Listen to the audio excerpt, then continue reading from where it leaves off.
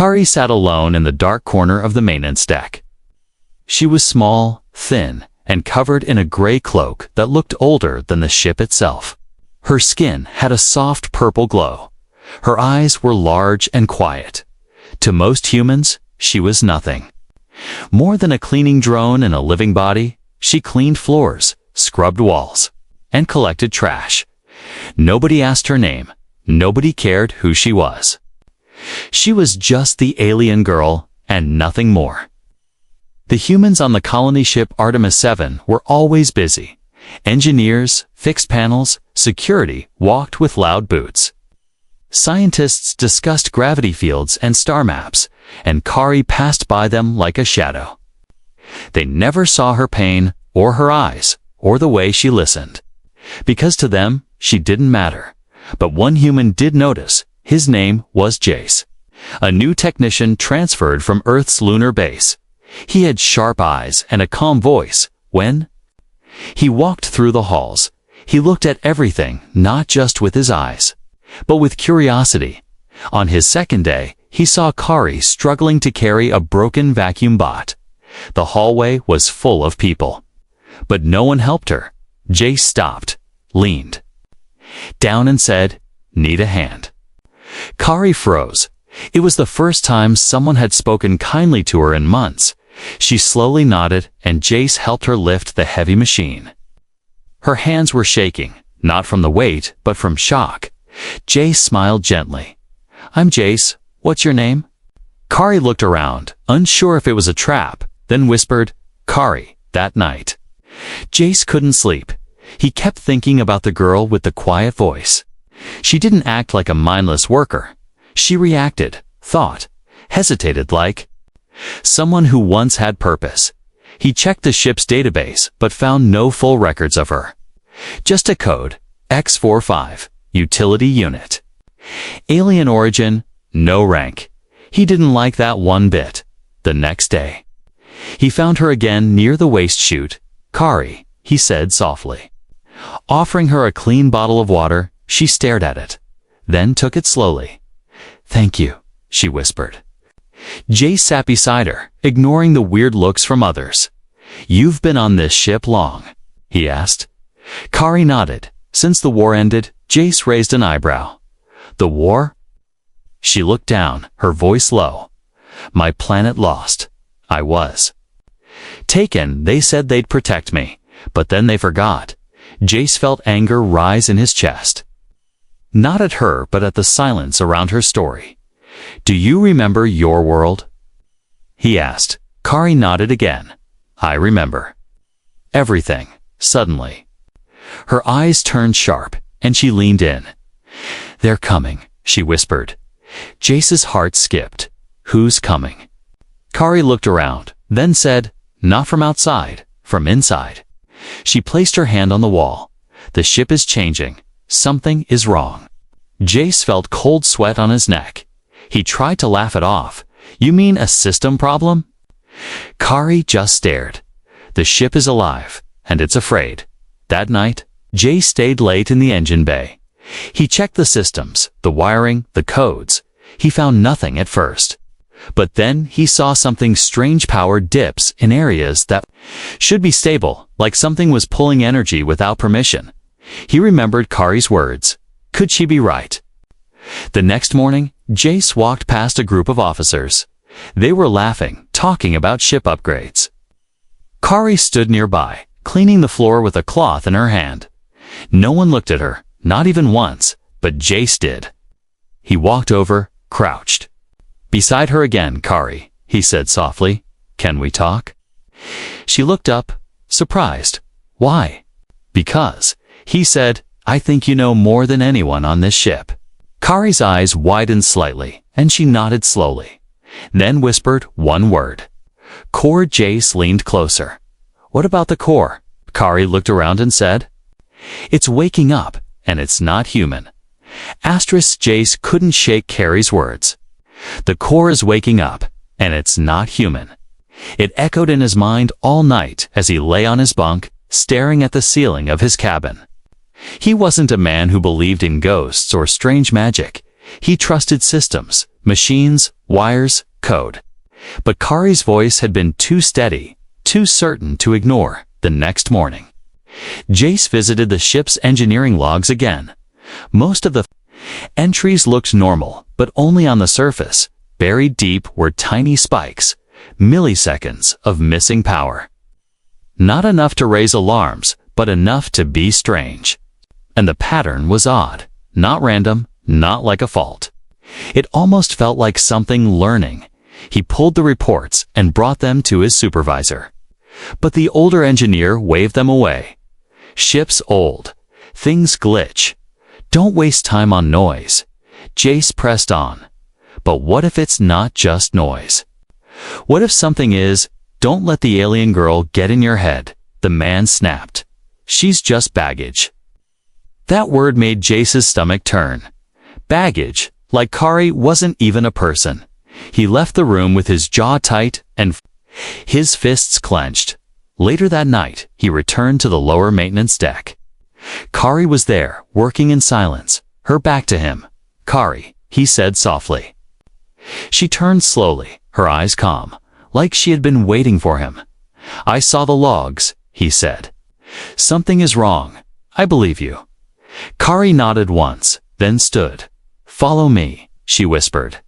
She led him down an old corridor, barely used anymore. Lights flickered, wires hung like vines from the ceiling. "Where are we going?" Jace asked. "To where the voices are loudest." She said. They reached a sealed panel, long since forgotten by the rest of the crew. Kari placed her hand on it. No code, no key, just her touch. With a soft hiss, the panel slid open, revealing a narrow tunnel filled with warmth and humming energy. Jace stepped inside and felt the hairs on his neck rise. The walls pulsed slightly, as if breathing. "This part of the ship," Kari whispered, "was built over something else." Jace blinked. "What do you mean?" Kari looked at him. "This ship isn't just human tech." She ran her fingers along the wall. "Some of it listens, some of it remembers." Jace had heard rumors about alien integration on colony ships. Tiny bits of stolen or recovered tech added to give ships more power or speed. But this felt different. More alive, more dangerous. Kari knelt and placed a small device on the floor. A wave of energy spread across the room, revealing hidden symbols glowing faintly on the walls. "They're waking up," she said again, "and they are angry." Jace swallowed hard. "Why now?" Kari stood. "Because something is trying to use the core for control. To change the ship." She turned to him, her voice firm. "And if it succeeds, it won't need the crew anymore." Jace felt cold. They had to stop it, but how? And who would believe them? As they stepped back into the hallway, a voice shouted, "Hey, step away from that panel." A pair of security officers appeared, hands on their weapons. Jace quickly stepped in front of Kari. "It's okay. She's with me. We're running diagnostics." The officers looked skeptical. "That's restricted space." Jace flashed his ID badge. "Then report me, not her." They let him go with a warning. But Kari said nothing as they walked away. Her silence was heavy, filled with thoughts she wasn't ready to speak. Back in the tool room, Kari sat against the wall. "You took a risk," she said. "For me?" Jace nodded. "Because you're not just some worker." He looked at her carefully. "You said you remember everything. What do you mean?" Kari was quiet for a long time. Then she said, "I was once part of a council, a scientist, a creator. My planet died in war, and I was found in rubble. When humans brought me aboard, I said nothing, because I had nothing left." Jace listened, stunned. She was not just some quiet alien girl. She was once a builder of knowledge. And now she was sweeping floors on a human ship. It made him ashamed. "I'll help you," he said. "Whatever's happening on this ship, we'll stop it." Kari looked into his eyes. "You'll be marked if you do." "I don't care," he said. "They can mark me all they want." She gave him a small nod, the closest thing to a smile she had ever shown. As Jace left the room, the ship gave a small tremble. No one else seemed to notice. but Kari did.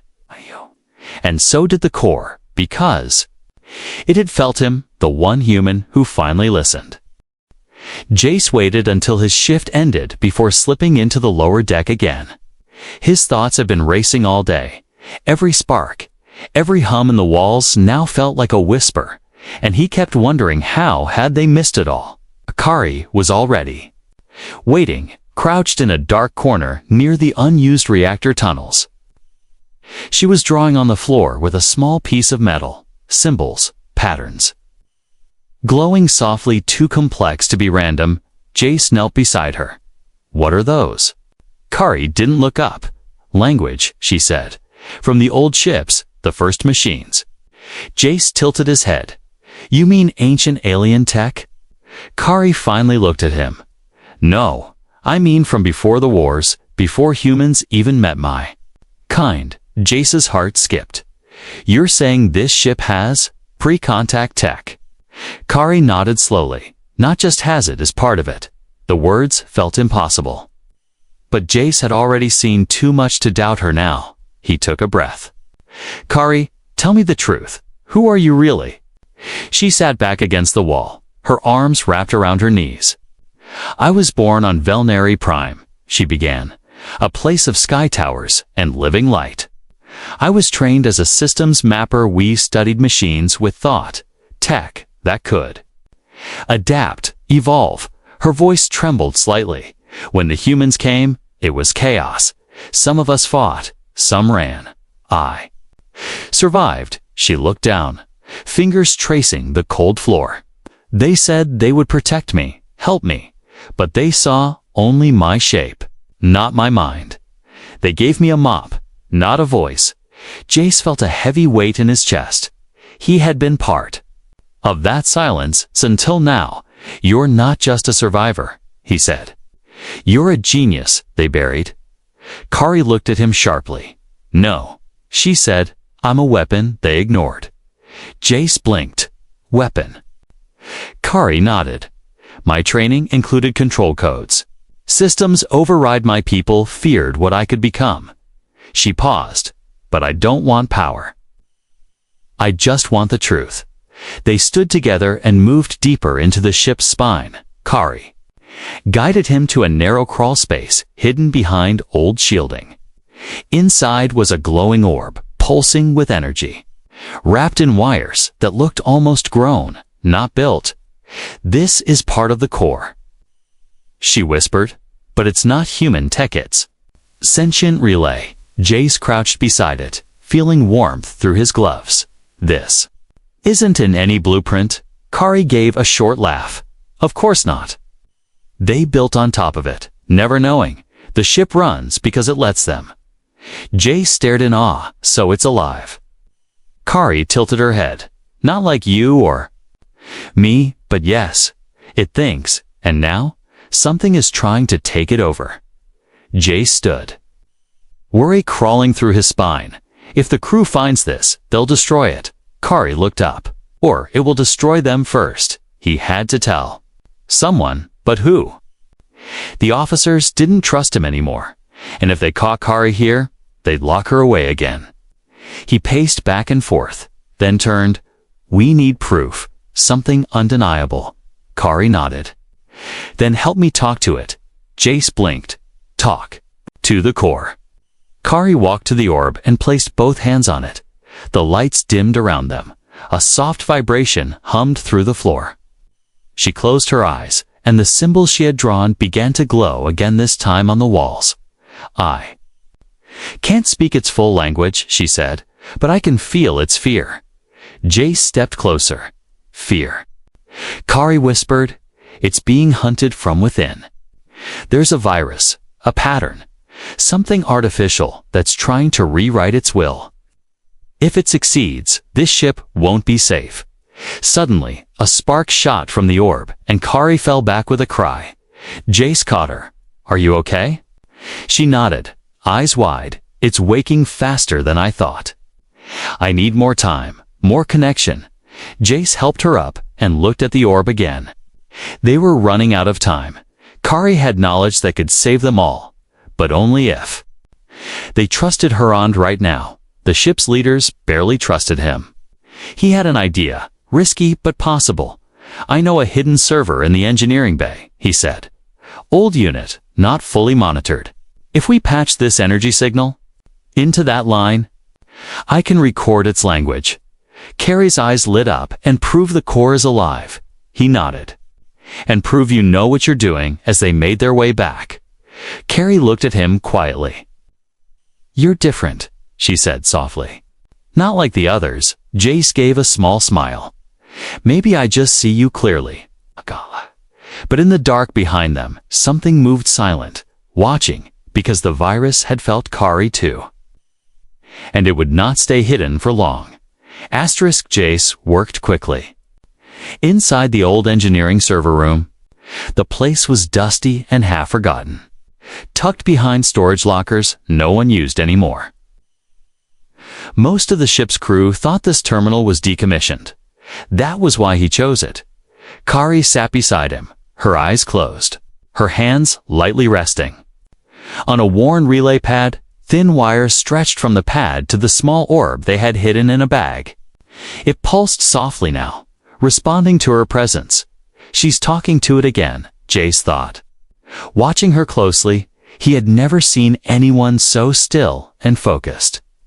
Like she was floating in another world, data streamed across the old terminal. Screen, strange symbols, pulses of energy, fragments of alien code. Jace tried translating some of it, using tools from the ship's system, but most of it didn't fit human language at all. Still, the patterns had rhythm like a heartbeat.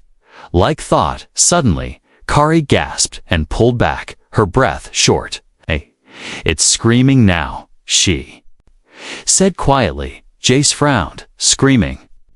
Kari nodded. "The virus is spreading faster. It's attacking the core's memory. It's not just trying to take control, it's trying to erase everything." Before Jace could reply, a sharp voice rang through the room. "What are you doing down here?" They both turned, startled. Lieutenant Marin stood at the entrance. Flanked by 2 armed guards, Jace stepped in front of Kari. "We're running a system check. This relay is unstable." Marin narrowed her eyes on an abandoned terminal. She looked past him at the glowing orb. "What is that?" Kari lowered her eyes, saying nothing. Jace felt his pulse rising. "It's a relay stabilizer," he lied. "We needed a clean signal." Marin stepped closer, frowning at the screen. Her fingers danced across it, pulling up the data. Her face changed when she saw the alien patterns. "What the hell is this?" Jace tried to explain. "The ship's core is mixed with alien tech, and it's under threat." "This isn't sabotage, it's survival," Marin snapped. "That's not your call to make." She waved her hand, detained both of them. "Now?" The guards moved in, grabbing Jace and pulling Kari to her feet. She didn't resist, but her eyes never left the screen. "It's too late," she whispered. "The virus has reached level 4. No one will be safe now." They were taken to holding cells. Jace paced in his furious, helpless. No one listened, no one believed him. He had tried to do the right thing and now they thought he was the traitor. Across from him, Kari sat quietly behind an energy field. She stared at the floor, unmoving. Jace called out, "Kari, are you okay?" She looked up slowly. "I can still feel it," she said. "It's weakening." Jace clenched his fists. "We have to stop the virus. We can't just sit here." Kari nodded. "There's a backup core access under the central reactor." It was part of the original design before humans changed the ship. Jace leaned against the wall, thinking fast. "How do we get out?" Kari looked at the energy field, then at the ceiling. "There's an emergency override in the wall panel, mechanical. Not digital. They never removed it." Jace followed her eyes and spotted a loose corner in the wall plate. He pried it open, reached in, and found a small gear switch. He turned it slowly, and the field buzzed, then blinked out. Kari's door opened, too. She had already pulled her own panel apart. They ran, sticking to the lower halls. The ship's lights flickered now, alarms flashing silently on side screens. Systems were going offline. One by one, you see that? Jace said, pointing to the warning lights. Kari nodded. That's the virus rewriting the ship's brain. They reached the main reactor level. Smoke pouring from a vent above, Kari led Jace to a narrow hatch under the main deck. Inside was a small room, bare walls, old tech, untouched for years. In the center was another orb. Much larger, cracked slightly. It's the original mind, Kari said, still holding on. Jace connected the cables from his toolkit. Kari knelt beside the orb and closed her eyes. The room filled with a low hum. Lights swirled. Symbols danced across the walls. Then the voice came not in words, but in feeling, fear, pain, hope, Kari whispered. It's begging for help. She pressed both palms on the orb. I'm here. Jace watched in awe as her body began to glow faintly. Her energy flowing into the machine, guiding it, healing it, but her face twisted in pain. She's giving too much, he thought. It's draining her. He grabbed her shoulders. Kari, stop. You'll burn out. She looked at him, her eyes full of light. If I stop? It dies. Jace shook his head. There must be another way. Suddenly, the room shook violently, and power surged through the floor. Sparks flew from the ceiling. The virus had found them. Jace grabbed a relay coil, rerouted the energy surge, and shouted, Kari now. Push back. She screamed not in fear, but in power. A wave of light burst from her body into the core. The virus shattered, erased in an instant. The lights blinked, then returned to normal. Silence filled the room. Kari collapsed into Jace's arms, breathing weakly. You did it, he whispered. No, she said softly. We did. Jace carried Kari through the silent corridors. Her body felt light in his arms, too light. She had poured everything into the core, her energy, her memories, even a piece of her mind. He wasn't sure if she could recover, but he knew one thing: she had saved the ship. When they reached the medbay, he laid her gently on a cot. The medbots scanned her butt, beeped in confusion. Alien biology still too misunderstood. Jace sat beside her, holding her hand, whispering, Stay with me, Kari. Moments later, alarms rang out across the ship. A loud voice echoed from the main speakers. Attention, authorized activity near the core has been detected. Suspects are now under priority detention. Jace stood up fast. No, he muttered. They were being blamed again, even after saving the ship, even after fighting to protect it. The system still treated Kari like a problem, not a person. The door slid open and officers stormed in. Their leader, Commander Rix, pointed at Jace. You hands up. Step away from the alien. Jace raised his arm slowly. She just saved us all. Rix ignored him. Where's the data you stole? You tried to rewrite the ship's core. Jace was furious. The virus was the threat, not her. We stopped it. The guards grabbed him roughly, pulling him away. Kari opened her eyes slightly, trying to speak, but no words came out. As they dragged Jace down the hallway, he yelled, You're making a mistake. She saved your lives. But no one listened. In the command room, Rix reviewed the security logs. Parts of the footage had been erased. The virus had deleted sections to cover itself. Only fragments remained, and they made Jace and Kari look like the ones who started the power surge. The crew stared at the screen with nervous faces. What if he's right? One officer asked. Rix frowned. Even if he is, he broke protocol. Brought an alien into core systems. That word, Agalian. They kept using it like it meant dangerous. Like it meant less. Rix turned to his crew. We'll secure the girl and run a full core check ourselves. Meanwhile, Jay sat in a holding chair. His hands cuffed, he stared at the wall, heart pounding. Kari was still weak, unprotected, and now in danger again. He had to act with quiet effort. He leaned forward, pressing a hidden chip beneath his collar. It was a bypass key he had made long ago, never used until now. The cuff sparked and, unlocked, he stood up, careful, silent, and slipped out of the room while the guard looked the other way. He raced down the hall toward medbay, dodging cameras and ducking behind crates. When he arrived, he found Kari gone. "Where is she?" he whispered, panic rising in his chest. A nearby nurse bot hovered by, blinking red. Subject transferred to Lab Bay 3 for further analysis. Jace's stomach dropped. Analysis, a cold word for experiment. He ran, not caring who saw him now. In Lab Bay 3, Kari lay strapped to a cold table. Wires pressed against her skin, monitors flashing symbols. Even the doctors didn't understand. Rick stood nearby, speaking into a recorder. "We are beginning full scan of the alien subjects. Brain, suspected memory tampering and possible mind control device." Jace burst through the doors. "Stop," he shouted. "You don't know what you're doing." The guards reached for weapons, but Rix held up his hand. "Don't move, Jace. You're already in enough trouble." Jace walked forward slowly, hands raised. "You think she's dangerous? But you're wrong. She connected to the core. Yes, but to help, not harm. She healed it. Stopped the virus, gave up a part of herself to save this ship." Rix scoffed. "And we're just supposed to trust your word?" Jace shook his head. "No, don't trust me, trust the ship." He stepped to the nearby console and entered a code. A recording played a short fragment from the server room before the surge. It showed Kari guiding energy back into the core.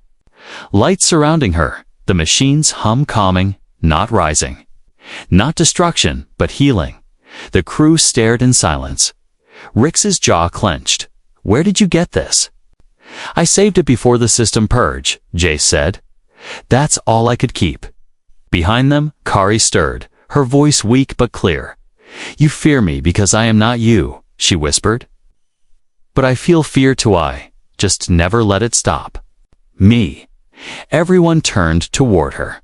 She looked at Jace, her eyes tired but steady. "You came back for me," he nodded. Always, for the first time, the crew didn't look at her with suspicion. They looked with wonder, not because she was alien, but because she had done what no one else could. Rix finally sighed. "Unstrap her." No one moved. So Jace stepped forward and did it himself. Kari sat up slowly, and the ship's lights brightened. Just a little, like it knew she was safe again. Kari stood at the edge of the command deck. The bright lights above felt too sharp, too cold. But for the first time, no one told her to leave. No one barked orders at her, or turned away in silence. They were watching her now, all of them not with fear, but with hesitation, with curiosity, and maybe. With respect, Jace stood beside her, a quiet strength in his posture. His hand rested lightly near her shoulder. A silent reminder. You're not alone anymore. Commander Rix crossed his arms and stared at her from the command chair. We ran diagnostics. Again, he said flatly, you were right. There was a foreign program inside the core. Something not human. He paused. It's been purged now because of you. Kari gave a small nod. She didn't need praise. She only needed to be heard. And finally, someone was listening. Still, Rix continued. You accessed restricted systems, moved through hidden decks, bypassed security. He narrowed his eyes. Why didn't you tell us sooner? Kari looked up, her voice steady but quiet, because no one would listen. I was treated like a thing, not a person. No one asked who I was, only what job I could do. They saw my body but not my mind. The room fell into a heavy silence. No one could argue, because it was true. She had been invisible until one man chose to see her. Rix glanced at Jace, who met his gaze without flinching. She could have walked away, Jace said. She didn't. She risked everything to save this crew people who ignored her. Or worse. Rix leaned back, thinking. Then he stood, walked over to Kari. and extended a small metal device. "This is a crew tag," he said. "Level 3 clearance. Consider it." A step forward, Kari took it slowly, staring at the symbol engraved in the metal a rising sun. She didn't smile, but her fingers curled tightly around it. It wasn't just a badge. It was the first time they acknowledged her existence. The next few days changed everything. Kari was no longer confined to maintenance decks. She was invited to the tech labs, consulted on power flow models. Engineers asked her questions, some awkward, some curious, some amazed. Her answers always came soft and calm, but clear. She never boasted, never scolded. She simply taught. Jace watched with pride. Every time someone leaned in to hear her speak, every time they asked her to explain something again, he felt a weight lift off his chest. But not everyone was happy. Some officers whispered behind closed doors, "She's still an alien." They said, "What if she's hiding more? What if next time she isn't saving us?" The doubt still lived in shadows, even after all she had done, and Kari could feel it, like a cold wind on her back.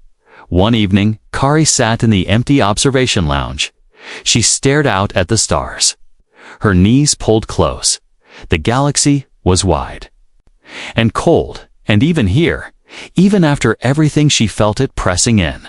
Jace entered quietly, sitting beside her. "You're doing good," he said gently. Kari nodded, "But it still feels fragile." Jace leaned back. "Change always does." She turned to him, her voice almost a whisper. "Do you think they'll ever truly accept me?" He met her eyes. "Some already have. The others will follow, or they'll be left behind." She tilted her head slightly. "Left behind." Jace smiled faintly. "Because you're going forward, Kari, and nothing's going to stop you now." He paused, then added, "They promoted me to Dayhead Systems Analyst." Kari raised a brow. "You deserve it," he chuckled. "Only because I had the best secret teacher." She looked down at the crew tag in her hand, still turning it slowly between her fingers. "I've never belonged anywhere before." She said, "I wasn't human enough for humans, and not useful enough for my own people." Jace reached over and gently took her hand. "Maybe you don't need to belong," he said. "Maybe you just need to lead." Just then, the ship's lights flickered once, then stabilized. A soft pulse flowed through the floor. The core was healthy again, peaceful. Kari closed her eyes and listened. The voice inside was quiet now, no longer in pain. It remembered her, and she remembered it, not just as a machine, but as a friend. She stood up slowly, looked out at the stars again. "There's still more out there," she said. Jace nodded. "Always." Kari's voice was soft but filled with strength. "Then let's find it together." The ship moved silently through deep space.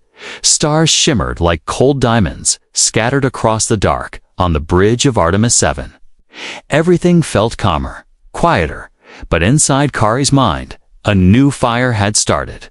Not of fear, not of survival, but of purpose. Kari stood beside the central console, a place she was once never allowed to touch. Now, she adjusted data feeds, monitored shield flow, and gave reports that officers actually listened to. Her fingers moved smoothly across the glowing panels. Her voice was still soft, but when she spoke, people listened, not because of her appearance, not because she was alien, but because she knew things. She had become more than just a forgotten figure in the shadows. She had become the ship's quiet guardian. Jace walked onto the bridge, a datapad in hand and a tired smile on his face. "Long shift?" Kari asked, glancing his way. He chuckled. "Someone has to make sure your new energy grid doesn't blow the engines." She smirked. "It won't. I checked it twice." They both laughed in easy sound, a sound that once had no place between them. Now it felt natural, like the silence between two people who truly understood each other. Commander Rix approached with a small group of officers. He cleared his throat, looking slightly uncomfortable. "Kari," he began, "we've reviewed your core interface results again. You managed to restore a system no one even knew existed." He paused, then added, "I've been asked to offer you a permanent position science systems integration." "Officer," the bridge fell silent, waiting for her answer. Kari blinked slowly, unsure what to say. Jace smiled at her, gently nudging her arm. "You earned it," he whispered. She nodded once and replied, "I accept." Her voice didn't shake, not this time. It was clear, steady, and full of quiet pride. Applause broke out, not loud. But real Kari stood taller than ever for the first time. She wasn't just noticed, she was respected. After the ceremony, she and Jace walked along the upper observation deck. Stars moved past them slowly as the ship cruised toward a new system. "I never thought I'd come this far," Kari said quietly. Jace looked at her, "And yet, here you are." She touched the new badge on her uniform. It shimmered faintly in the light. Not because it was fancy, but because it was real. A symbol of being seen, of being valued. "I used to dream of being a leader on my world," Kari whispered. "But that world is gone." Jace nodded slowly. "Sometimes, ... a new world finds you." They stopped near the viewport, the stars stretching in front of them like endless roads. Kari turned to him. "Why did you help me?" Jace thought for a moment, then said, "Because when I looked at you, I didn't see a body. I saw someone fighting to be heard, and I guess I wanted to be the one who finally listened." Kari's eyes glistened, but she didn't cry. She reached out and took his hand in hers. Her fingers were warm, gentle, and full of strength.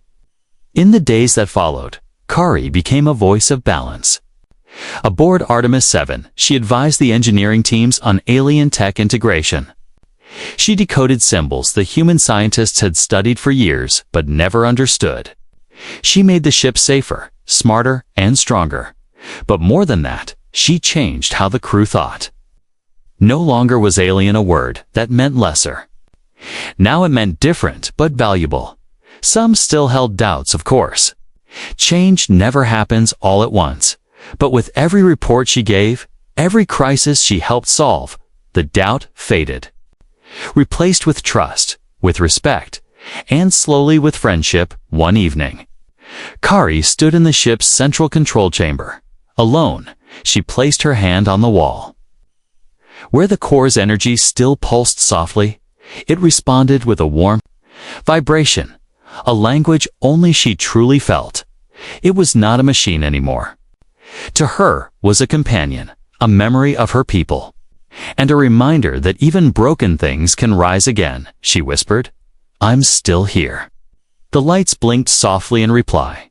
Just then, Jace entered, a small smile on his face. He handed her a file. "Next destination," he said, "new planet."